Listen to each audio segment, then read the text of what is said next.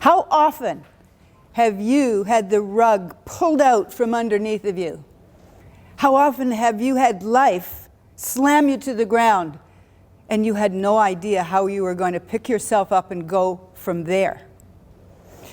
Like you, I've had many of those moments. But there was one in particular that really taught me a lesson in resilience many years ago. Let me take you back to 1989. My husband and I, Richard, had built a business in a space that nobody even knew existed. And we weren't just growing, we were really catapulting. We were not just innovative, we were inclusive. We helped train and equip people with disabilities to be able to answer calls from their homes. We invented the world's first virtual call center system. But we needed money to keep growing. We found a financier, a well-known member, a pillar of the community, who said, yes, I would love to help you. And my wife, she's a philanthropist, and she loves people to help people that have disabilities. We thought, what a great match. So he pledged to put the money in. He said, but it's going to take me a month to get the documents organized. So we said, but we need the money now. He said, no problem.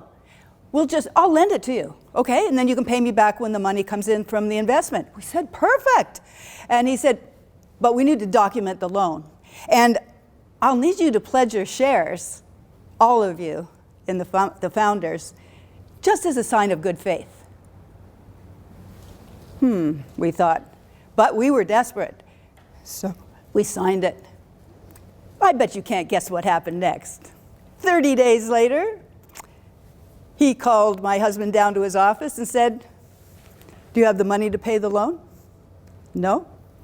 Fine. I own the company and you're fired. Wow. My husband picked himself up, went to the local coffee shop, called me and said, we just lost the company.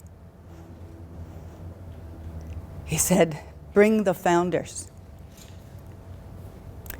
What that taught me was that we needed to stick together. Fortunately, the founders said, let's restart. We had the ability, we had the knowledge, and we had the source code that ran the whole organization. Until they found out that we had it and they didn't. They sued us for $10 million. And we had to fight back with no money. We represented ourselves. After 5 months in court, every month, finally the final judge said, that's it. We're settling. I know that guy. He's done this to all kinds of entrepreneurs before. He's not going to get away with it this time. And we were awarded money to restart. We learned from that lesson that by sticking together, by staying calm and resolved and working together, that we could make a comeback. So I'm sure that you've had situations, maybe not the same, but just as tragic, just as overwhelming in your life, that has caused you to say, what am I going to do next? Is this the end? Instead, you've pulled yourself together, you've had the courage, maybe somebody has given you a comforting word, and you moved on. Because sometimes courage does not roar. It whispers. Just one more step. And you do it. And you come back stronger, thriving, and better than before. Let's work together to make that happen. Thank you.